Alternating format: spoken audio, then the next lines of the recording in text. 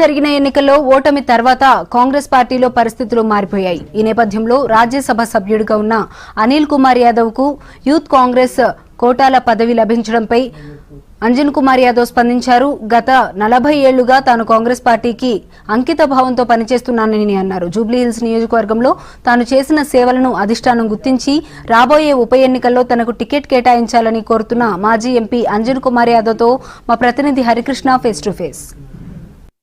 నగరంలో ఎన్నికల నగారా మోగుతుంది. జూబ్లీహిల్స్ ఉప ఎన్నిక పైన అందరి దృష్టి ఆకర్షిస్తుంది. అయితే ఈ నేపథ్యంలోనే అధికార పార్టీ టికెట్ ఎవరికి కేటాయిస్తుందా అని చెప్పేసి ఆసక్తికర చర్చ జరుగుతున్న నేపథ్యం అయితే ఉంది. ప్రస్తుతం మనతో పాటు కాంగ్రెస్ పార్టీ సీనియర్ నేత మాజీ ఎంపీ అంజన్ కుమార్ యాదవ్ ఉన్నారు. వారితో మాట్లాడి చెప్తాను.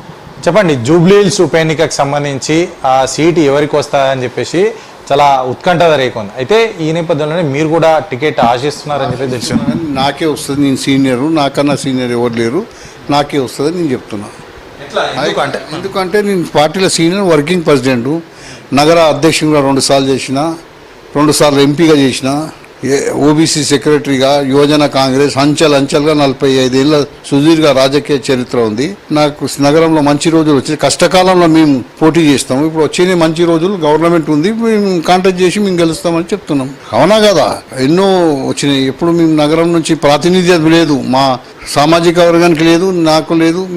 నేను ఏళ్ళ నుంచి ఉన్నా కదా, అందుకోసం నాకు రావాలి, నాకు వస్తుంది. హైకమాండ్ సోనియా గాంధీ, రాహుల్ గాంధీ, మా ముఖ్యమంత్రి గారు, పిసిసి ప్రెసిడెంట్, మా ఇన్ఛార్జ్ మీరాశి నటరాజన్, అందరినీ కలిసినాం. అందరూ సముఖంగా ఉన్నారు. అంటే పిఎస్సి సమావేశంలో కూడా ఈ యొక్క జూబ్లీహిల్స్ ఉప ఎన్నిక ప్రస్తావన తీసుకొచ్చినట్టు మీకు టికెట్ కేటాయించాలి, మంత్రి పదవి ఇవ్వాలని చెప్పేసి కూడా తీసుకున్నాను. నేను చెప్పిన మా ప్రియతమ నాయకుడు, ఆల్ ఇండియా కాంగ్రెస్ అధ్యక్షులు మల్లికార్జున ఖర్గే వాళ్ళందరి ముందు నేను చెప్పిన, నాకు కావాలి, నేను పోటీ చేస్తాను, నాకు మంత్రి పదవి కావాలి, మా సామాజిక వర్గానికి లేదు, నేను ఇంత సీనియర్, నాకు బి కావాలని ఉంటుంది. అందరికి ఎన్నో ఆశలు ఉంటాయి, నాకు చిన్న ఆశ ఉండొద్దా? అట్లా మంత్రి కావాలి. నగరం నుంచి 2 సంవత్సరాలు అయితే ఒక మంత్రి లేడు, నాకు కావాలి. నగరంలో ప్రాతినిధ్యం అయితే మా సామాజిక వర్గాన్ని ఎన్నో ఏళ్ళ నుంచి అన్ని అడదుడుకులు కష్టకాలంలో చూసిన, నా అంత సీనియర్ కాంగ్రెస్ కట్టడిన కాంగ్రెస్ ఇంకెవరన్నా ఉంటే మేము దానికి అభ్యంతరం లేదు. నేను అందుకోసం నాకు కావాలి, నేను కాంటాక్ట్ చేస్తాను చెప్తున్నా. ఒకవేళ అధిష్టానం మీకు టికెట్ ఇస్తే కనుక జూబ్లీహిల్స్ ప్రజలు ఆదరిస్తారని చెప్పేసి అనుకుంటున్నారా? 200% ఆదరిస్తారు. ఎందుకంటే నా సేవలు అక్కడ చాలా ఉన్నాయి, నేను చాలా పనులు చేసిన. 2 సార్లు నగర అధ్యక్షుడిగా నా కార్యకర్తలు సత్సంబంధాలు ఉన్నాయి.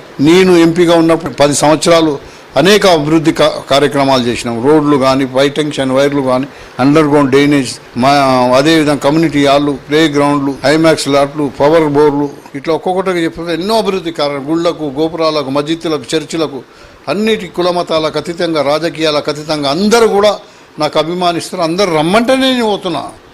అంటే జూబ్లీహిల్స్ ఉప ఎన్నిక టికెట్ మీరు ఆశిస్తున్నప్పటి నుంచి కూడా ఒక చర్చ జరుగుతుంది.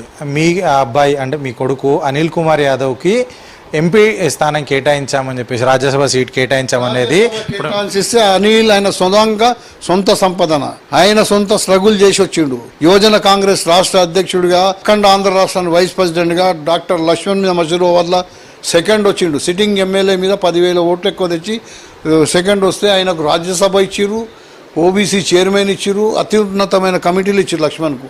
ఈయన రాజ్యసభ ఇచ్చిర్రు. రాహుల్ గాంధీ గారి మన్నలను పొంది ముఖ్యమంత్రి గారు వీళ్ళందరూ కలిసి వేరే వాళ్ళకి ఎమ్మెల్సీ ఇచ్చారు, అది ఎంపించారు. అట్లా యూత్ కాంగ్రెస్ కోటల రాహుల్ గాంధీ దేశంలో ఎంతో 5-6 మందికి యువజన కోటల రాజ్యసభ ఇచ్చిండు. ఆ కోటలో ఆయన వచ్చిండు. నేను సేవ చేస్తున్నా, నేను ఆయన చేసింది ఆయన. ఇద్దరం కూడా పార్టీ కష్టకాలంలో పార్టీ పట్టుకొని పరిశిష్టంగా చేసినాం కదా, అది ఆయనదే, నాదే. ఫైనల్ అంటే కేటీఆర్ అంటే సిట్టింగ్ సీట్ ఇది మాది. ఈ యొక్క అంటే హైదరాబాద్, రంగారెడ్డి ఏరియాలలో, జిల్లాలలో మొత్తంగా కూడా బీఆర్ఎస్ పార్టీ గెలిచింది. కాంగ్రెస్ పార్టీకి చోటు ఇవ్వలేదు ప్రజలు. కాంగ్రెస్ పార్టీ వైపు ఎవరు కూడా చూడట్లేదు జూబ్లీహిల్స్ ఉప ఎన్నికలు అని చెప్పేసి కేటీఆర్ అంటాడు. కేటీఆర్ అంటుంది అది అప్పుడు వాళ్ళు రూలింగ్ ఉండే అని వాళ్ళ పక్షాన ఉండే, వారితో పాటు కొన్ని వర్గాలు ఉండే. ఆ వర్గాలన్నీ మాతో పాటు వచ్చినాయి. అది కూడా తెలంగాణ గురించే కేసీఆర్ వచ్చిన రూలింగ్లో నేను తెలంగాణ గురించి పార్లమెంట్లో ధీటుగా పోరాడినోని కదా. నాకు వాళ్ళకి చాలా భేదం ఉంటుంది. నేను క్యాండిడేట్స్ తప్పకుండా గెలుస్తాను. మాకు న్యాయబద్ధంగా చూస్తే అలా నైననే మా మీద ఎంపీల మీద పోటీ పెట్టేది లేకుండే, ఆ స్థితి రాకపోతుండే. కాంగ్రెస్ వాళ్ళు పార్లమెంట్లో కొట్లాడింది ఆయన కళ్ళతో చూసిండు కనుక ఫైనల్ గా ఏం చెప్పాలనుకుంటారు జూబ్లీ హిల్స్ ప్రజలకు ఫైనల్గా టికెట్ ఇస్తే?